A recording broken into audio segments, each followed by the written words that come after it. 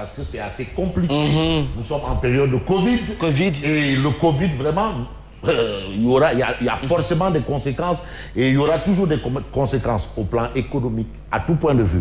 Donc vraiment, nos téléspectateurs... Et il y a également nos parents d'à côté, le Mali. Ah voilà, il y a le Mali. Comme je le dis souvent, le Mali, c'est le Sénégal oriental. Le Sénégal, c'est le Mali occidental. Et je sais que le Dougoutigui est entièrement en phase avec ce que je dis. Le ministre il nous suit. Le Dougoutigui. Le Dougoutigui est en phase. Non, il est en tout cas, tous les Sénégalais sont en phase. Et aujourd'hui, vraiment, la situation du Mali, apparemment, on commence à voir clair. Parce que tu sais, on commence à voir clair la communauté internationale. C'est un mot que j'aime bien, quoi, communauté internationale. Tu sais, il y a des termes génériques qui sont beaux à entendre.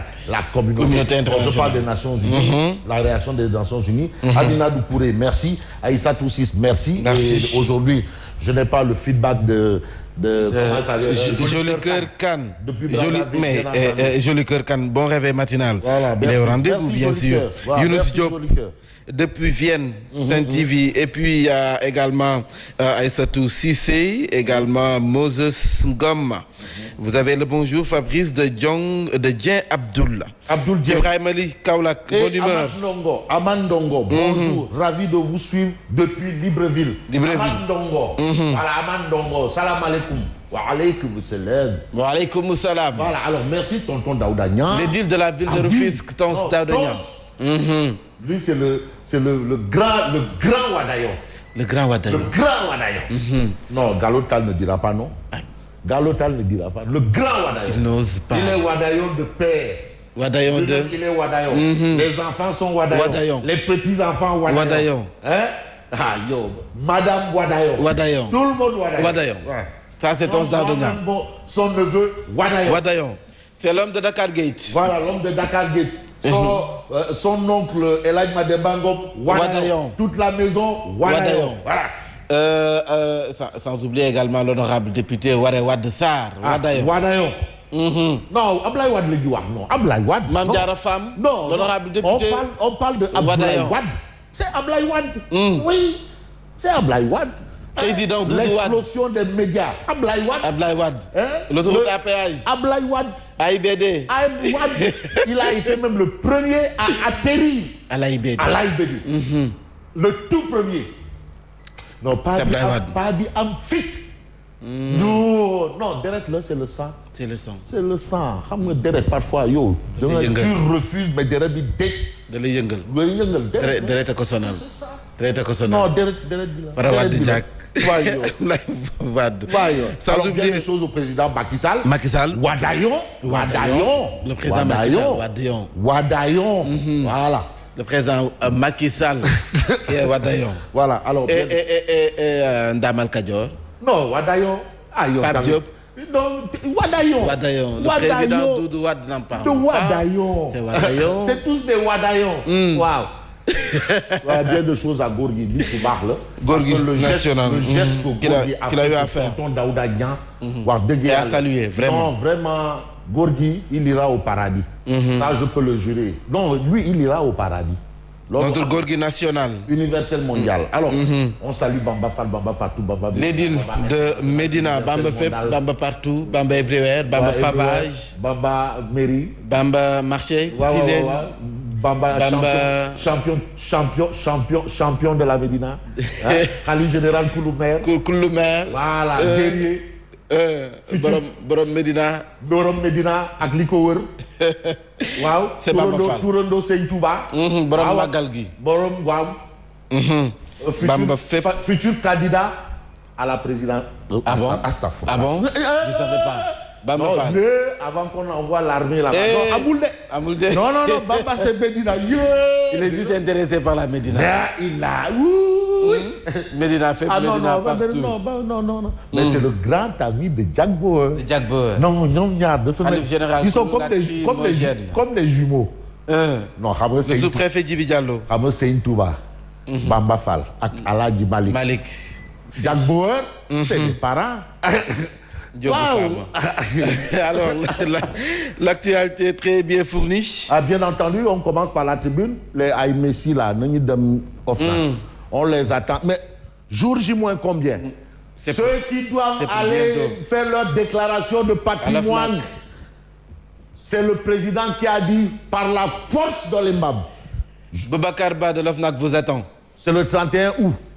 Nous sommes le 40e, le 20. Le 20. Donc, dans 11 jours, vous avez 11 jours. 11 jours.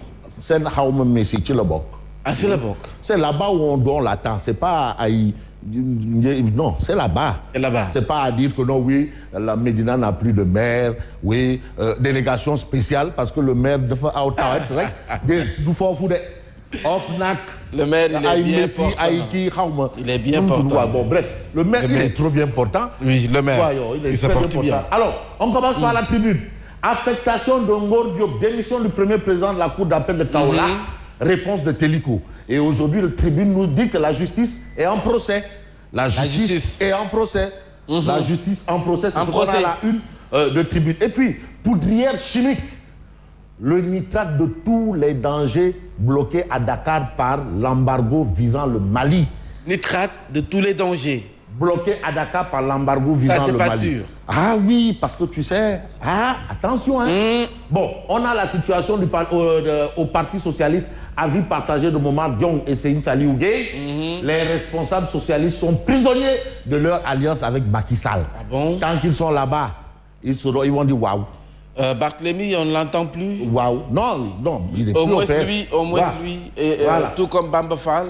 Waouh, on a l'actu Corona, le nombre de tests et entre autres, hein, c'est ce que nous livre la tribune ce matin. Mais Sud Quotidien parle de quoi? Eh bien, d'élections locales à date échue.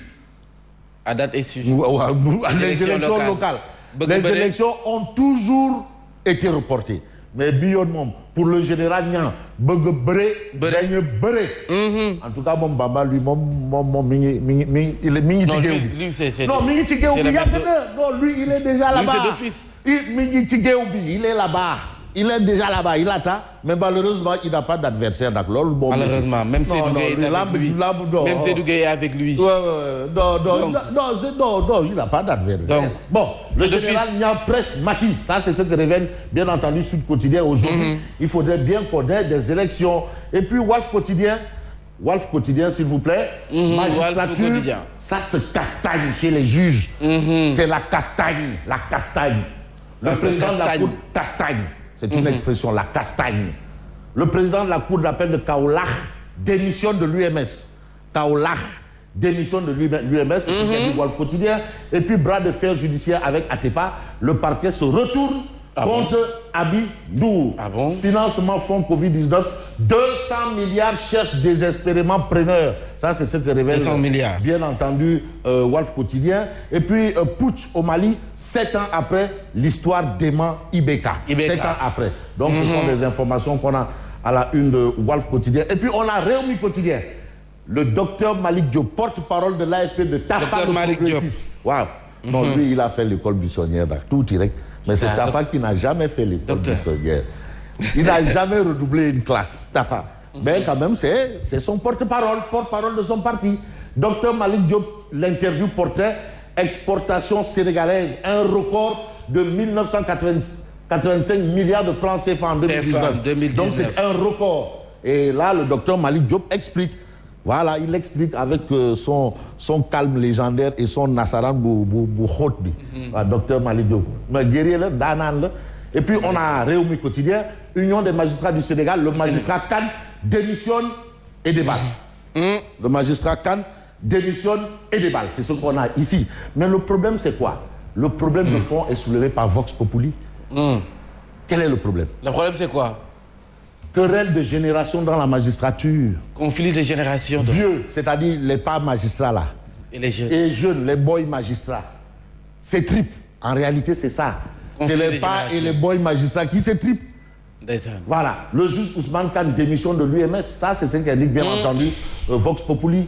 Hein? Et puis Mam Tierno Mbake Kosso, fils du calife du calife des Mourides sur le coup d'État au Mali, le 3e mandat risque d'embraser tout le continent. Le 3e mandat, c'est pas le mandat de Sembène Ousmane, hein? Non. Voilà, le troisième mandat.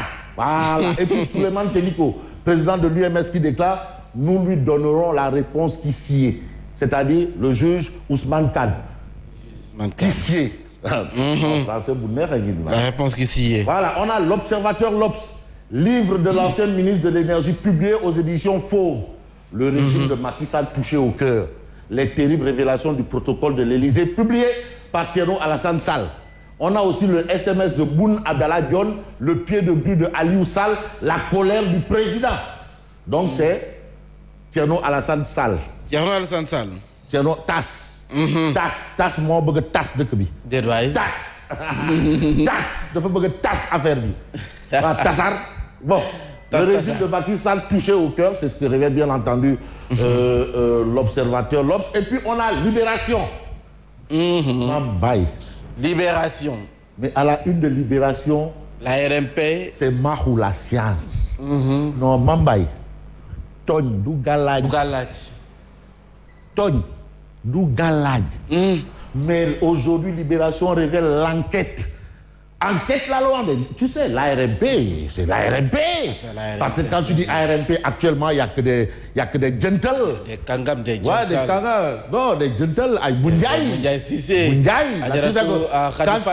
Là où tu vois Moundiaï, Tchahan. Là où il y a Moundiaï. Tchahan, Fahe. Bon. Enquête sur le contrat entre Sédélec et Akile. L'ARMP lave Maktar Cissé. Tu as vu? Mais maintenant, aujourd'hui, Maktar a de quoi dimbeler à ceux ou à celles qui voulaient le faire prendre pour quelqu'un qui est dans des trucs obscurs. Neketeyo, Dara. Auteur de la plainte, le syndicat des cadres de la Sénélec, électrocuté dans ses légendes.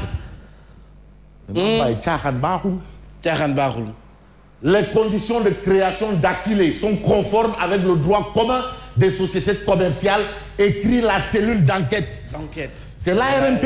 Non, c'est l'ARMP. C'est du sérieux. Non, mais jusque-là, on pouvait dire... Bon, mais non, Mambay. Non, affaire de résiliation contre Akile. Tapalé-le. C'est du tapalé. Mais là où tu vois du tapalé, de femmes Mouti Lahas Djan. J'ai dit que je sais ceux qui sont derrière tout ça. J'ai la liste, hein. Ah, vous avez la liste? Ah non, je vais la publier vendredi. Vendredi demain. Ah non, la liste, non. Les qui sont derrière. Tchahan Fahe, c'est terminé ça. Bon, les conditions. Et puis on a le contrat liant Sénélec à Akile et le résultat d'un long processus de contractualisation placé sous l'égide des dispositions de l'acte uniforme de l'OADA sur les sociétés commerciales, selon les vérificateurs. Les enquêteurs. Ce que recommande la